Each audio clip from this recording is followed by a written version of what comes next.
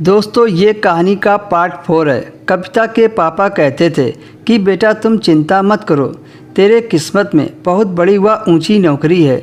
कविता मजाक में बोल देती, क्यों पिताजी, क्या मैं मुंबई जेल की जेलर बनूंगी? पिताजी कहते कि इसमें इतनी हैरान होने वाली क्या बात है, तुम अच्छे नंबरों से परीक्षा पास कर लो तो लग जाओगी।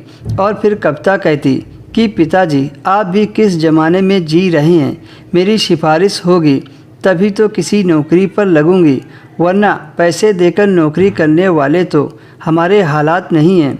तब कविता के पिताजी बोले थे, न रिश्वत न किसी की सिफारिश, कभी भी ज़िंदगी में इन दोनों चीज़ों की तरफ झुकना भी मत।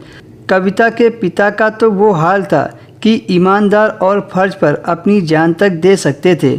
कविता की बहन स्कूल में पढ़ाने लग गई और बड़ा भाई पिताजी के रिटायर होने के बाद उनकी जगह लग गया था।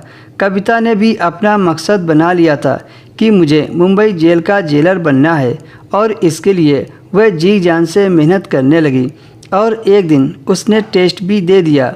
उसे उम्मीद थी कि मेरी नीयत अच्छी है तो उसकी विनती भी सुनी जाएगी, और ऐसा ही हुआ। वह मुंबई जेल के लिए सिलेक्ट हो गई।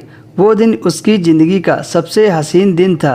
कविता के सारे ख्वाब पूरे हो गए। कविता के पिता ने इस मौके पर सिर्फ यही कहा कि जेल में अलग अलग तरीके की परेशानियां तुम्हारे सामने आएंगी, बस ख्याल रखना, ईमानदारी से अपनी ड्यूटी को अंजाम देना। कविता ने अपनी ड्यूटी संभाल ली। मुंबई जेल एक बड़ी जेल थी और औरतों की एक बड़ी तादाद वहां पर कैदी थी। शुरू के दिन थे और कविता को बहुत अच्छा लग रहा था, जैसे उसके पास कोई पावर हो। वहाँ औरतों को उनके जुर्म के हिसाब से कैद किया जाता था। रोज़ सवेरे 6 बजे जेल के दरवाजे खोल दिए जाते थे। उसके बाद औरतें नाश्ता करती थी और फिर उन लोगों से काम शुरू करवा दिया जाता था। कुछ औरतें चक्की पीसती थी, कुछ सिलाई करती थी, और जो नौजवान लड़कियां थीं उन्हें पढ़ाया लिखाया जाता था ताकि वह वहाँ से मिलने के बाद कुछ बनकर निकले। शाम को जब सूरज डूबता और जब रात होने को आती तो उन्हें खाना दिया जाता था।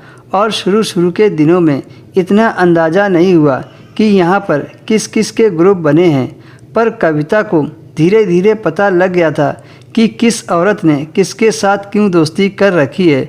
जैसे फिल्मों में दिखाया जाता है कि एक जेल उससे कहीं बढ़कर खौफनाक होती है। औरत जो बहुत ही खतरनाक जुल्म के नतीजे में पकड़ी गई थी, उनको अलग जेल में रखा जाता था। कविता को अपना काम करने में ज़्यादा दिलचस्पी नहीं होती थी। लगता था जैसे इन लोगों को तो पहले से काम करने की आदत नहीं थी। एक रात कविता ने ऐसा देखा कि कुछ औरतों को रात में देसी घी देकर